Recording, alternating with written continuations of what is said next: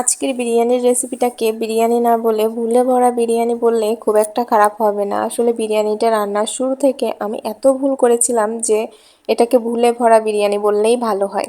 তো কি কি ভুল করেছিলাম আর কিভাবে রেসিপিটা করেছিলাম চলুন আপনাদের সঙ্গে সেটা শেয়ার করি। তো প্রথমে আমি মাংসটাকে জল ঝরিয়ে রেখে দিয়েছিলাম ফ্রিজ থেকে বের করে। তারপর এটাকে রান্না করার জন্য নিয়েছিলাম বড় বড় করে আলু কেটে রেখেছিলাম, আস্ত রসুন, চুই ঝাল ছিল, কাঁচামরিচ ছিল গোটা, আর এদিকে টুকরো লেবু নিয়েছিলাম। আর বাটা মশলার জন্য পেঁয়াজ, রসুন, আদা, শুকনো ঝাল এটা বেটে আমি মাংসে দেবো। আর বেরেস্তা করার জন্য পেঁয়াজ কুচি করে রেখেছিলাম। আর সাথে নিয়েছিলাম 10-12টা কোয়েলের ডিম, যেটা আমি সেদ্ধ করে ওর ভিতর দেবো। আর এদিকে যে চালটা দিয়ে রান্না করবো সেই চালটা ধুয়ে জল ঝরিয়ে রেখেছিলাম। আর বিরিয়ানির মশলা, আর এদিকে ঘি, আর 2-1টা মশলাপাতি আছে, সেগুলো নয় পরে দেখাবো। তো প্রথমেই আমি বেরেস্তাটা ভেজে নেব। তো আমি প্রথমে সর্ষের তেল কড়াইতে দিয়ে বেরেস্তাটাকে আমি ভালো করে ভেজে নিই। আমি বরাবরই রান্নাগুলো সর্ষের তেলেই করি। যারা আমার ভিডিওগুলো দেখেন তারা তো সবাই কম বেশি জানেন, কারণ আমার সর্ষের তেলটাই সবসময় বাড়িতে থাকে, সয়াবিন তেলটা ওইভাবে থাকে না। তো আমি এপাশে বেরেস্তাটা ভালোভাবে ভেজে নিয়েছিলাম। আর বেরেস্তা ভাজার মাঝখানে আমার তো মাংসটাকে ম্যারিনেট করতে হবে।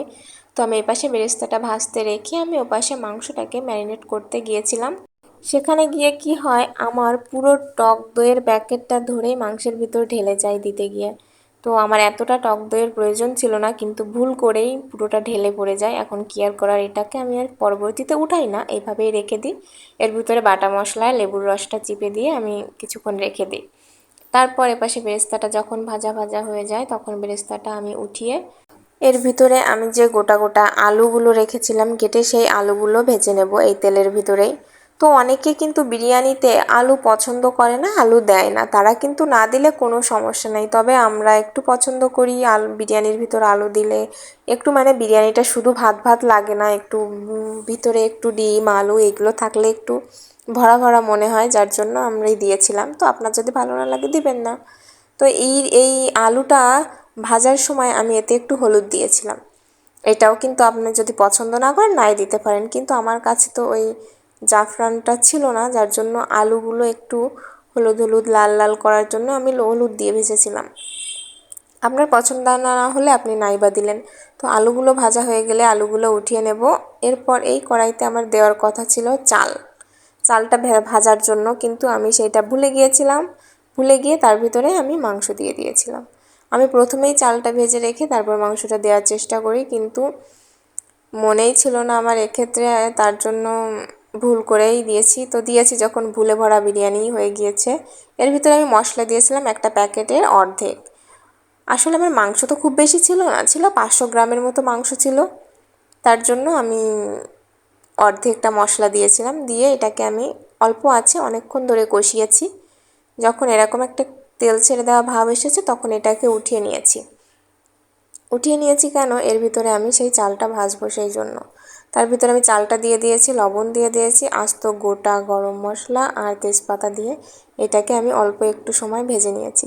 ভেজে নেওয়ার পর আমি এই বিরিয়ানিটা কিন্তু রাইস কুকারে করব, যার জন্য অলরেডি আগে থেকে আমি রাইস কুকারে জলটা গরম করতে দিয়েছিলাম। রাইস কুকারে জলটা গরম হয়ে গেলে সুইচটা অফ করে আমি এই ভাজা চালটা এর ভিতরে দিয়ে দিই। আমি এর ভিতরে চালটা দেওয়ার পরে সুইচটা অন করে এটাকে ভাতটা হতে দেব। যতক্ষণ না 70% সেদ্ধ হয় ততক্ষণ আমি রান্না করব। আর এই ভাতটা হতে হতে এপাশে আমি কোয়েলের ডিমগুলো সেদ্ধ করে খোসা ছাড়িয়ে নিয়েছি। আর আমার ভাতটাও হয়ে গিয়েছে 15-20 মিনিট পর, 70%-এর বেশি, মানে 70%-এর মতো সেদ্ধ হয়ে গিয়েছে। দেখতেই পাচ্ছেন ভিতরে এখনও জল আছে আর ভাতটা পুরোপুরিও ফোটেনি। তো সুইচটা অফ করে আমি এর ভিতরে মাঝখানে ফাঁক করে মাংসটা দিয়ে দিয়েছি ভাতের। তো দেওয়ার পরে একটু মিশিয়ে নেব, চারপাশে মিশিয়ে নেওয়ার পরে মাংসটা মোটামুটি একটু ঢেকে দেবো, সেদ্ধ হবে তো।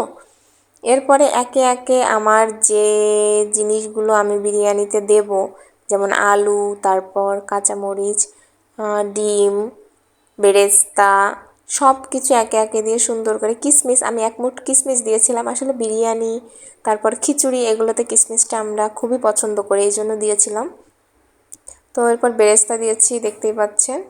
বেরেস্তা দেওয়ার পর আমি এর ভিতরে ঘি দিয়ে দিয়েছিলাম 2 চামচের মতো। ঘি দেওয়ার পর আমি উপর থেকে একটু চিনি ছড়িয়ে দিয়েছিলাম। চিনিটা অনেকে দেয় না, তো আমি দিয়েছিলাম। তারপরে এটাকে মোটামুটি আমার বিরিয়ানি রান্না করতে যা যা লাগবে সব আমি দিয়ে দিয়েছি, আমার আর কোনো কিছুই দিতে বাদ নেই। এ পর্যায়ে আমি এটাকে ঢেকে দেব। ঢেকে দিয়ে এটাকে উপরের যে ঢাকনার ছিদ্রটা আটকানোর জন্য আমি একটা শুকনো ঝাল নিয়েছি। শুকনো ঝালটা নিয়ে এইভাবে দম দিয়ে রেখেছি যতক্ষণ না রাইস কুকারের কাঁটাটা উলছে দেয়। তো আমার রান্নাটা হয়ে গেছে দেখতে পাচ্ছেন।